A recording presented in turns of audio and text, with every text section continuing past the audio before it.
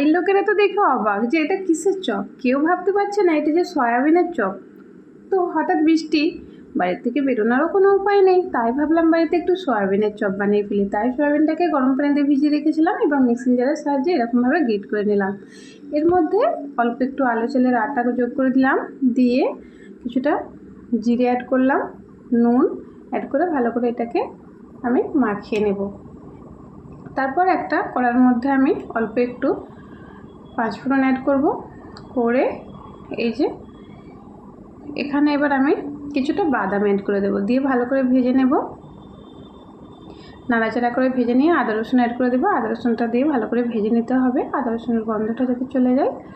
তারপর এখানে এর মধ্যে আমি ওই সয়াবিনটাকে ঢেলে দেব, দিয়ে বেশ কিছুক্ষণ একটু আমি নাড়াচাড়া করে নেব। জানেন, কারণ সয়াবিনের একটা আলাদা গন্ধ থাকে না, সেই গ্যাসটা সম্পূর্ণ যতক্ষণ না চলে যায় ততক্ষণ অবধি আমি একটু নাড়াচাড়া করে নেব। বেশ সময় ধরে একটু নাড়াচাড়া করে নিলাম।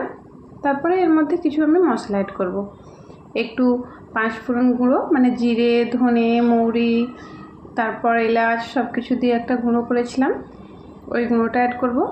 একটু ধনে জিরে গুঁড়ো অ্যাড করব, আর এখানে অ্যাড করব ঝাল, হলুদ, নুন আর অল্প একটু চিনি অ্যাড করব।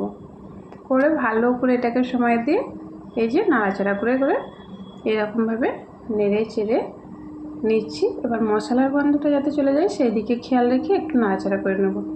এই যে শেষে একটু আলুও অ্যাড করে দিলাম, আর ওই যে পাঁচফোড়ন যেটাকে বলে, কালো জিরে, জিরে, গোলমরিচ, তারপরে ধনে, জিরে সব কিছু গুঁড়ো করে একটু ছিবে ছিবে করে গুঁড়ো করে নিয়েছিলাম।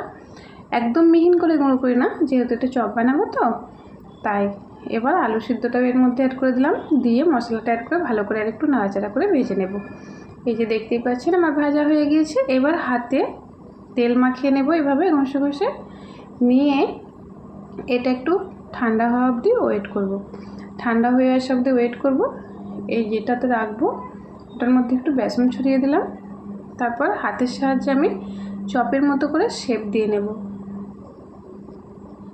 কেউ তো বাড়িতে ভাবতেই পারে না যে এটা সয়াবিনের চপ বানিয়েছি। খাওয়ার পর বিশ্বাস করলো যে এটা সয়াবিনের চপ, যেই রকম ঠিক মোচার চপ খেতে লাগে ঠিক সেই ধরনের টেস্ট, আর অসাধারণ খেতেও হয়েছিল।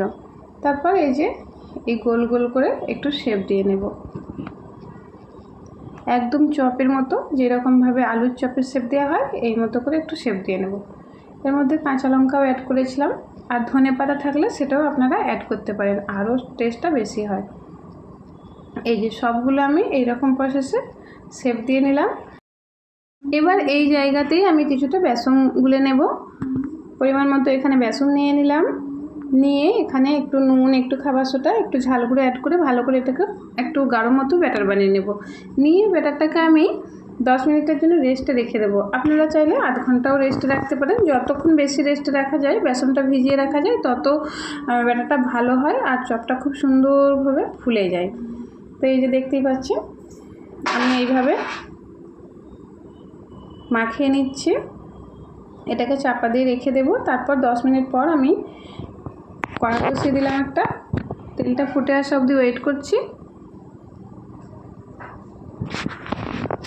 এই ফুটনো তেল 1 চামচ নিয়ে আমি বেসনের ব্যাটারের মধ্যে দিয়ে দেবো, যাতে বেসনের চপটা, সয়াবিনের চপটা আরও মরমরে মুখরোচক হয়। তো এই যে দেখতেই পাচ্ছেন, এবার এক এক করে সয়াবিনের চপগুলো এর মধ্যে ডুবিয়ে দিয়ে এবার ফুটন্ত তেলটা আগে ফুটিয়ে নেব, তারপর লো মিডিয়াম করে নিয়ে এক এক করে সবগুলো ভেজে নেব। এই যে দেখতেই পাচ্ছেন একদম ফুলে টইটুম্ব হয়ে যাচ্ছে, আর এর গন্ধটা যেন একদম সেই মোচার চপ যেরকম হয় না, সেই রকম ধরনের একটা সেন্ট উঠছে। মনে হচ্ছে যেন মোচার চপ বানাচ্ছি, কিন্তু বাড়ির তো কেউ ভাবতেই পারে না যে এটা সয়াবিনের চপ। ওরা তো খেয়ে সকলেই প্রশংসা করছে যে সয়াবিনের চপ শুনেছে যে এর একটা সয়াবিনের গন্ধ আছে, ওটা টেস্টি হয় না, কিন্তু এতটাই টেস্টি এই চপটা। এই যে দেখতেই পাচ্ছেন একদম ফুলে টইটুম, অসাধারণ খেতে। বাড়ির সকলে অনেক প্রশংসা করেছে আর অনেক ভালো লেগেছে। যেহেতু বৃষ্টি হচ্ছিল, বাইরে কোথাও বেরোনোর উপায় নেই, তাই ভাবলাম হাতের কাছে সয়াবিন আছে, তাই সয়াবিনের চপটাই বানিয়ে ফেললাম। তো আপনারাও এই প্রসেসে এই সয়াবিনের চপ বাড়িতেই ট্রাই করবেন, তো ভালো লাগলে একটা সাবস্ক্রাইব করবেন। আল্লাহ হাফেজ।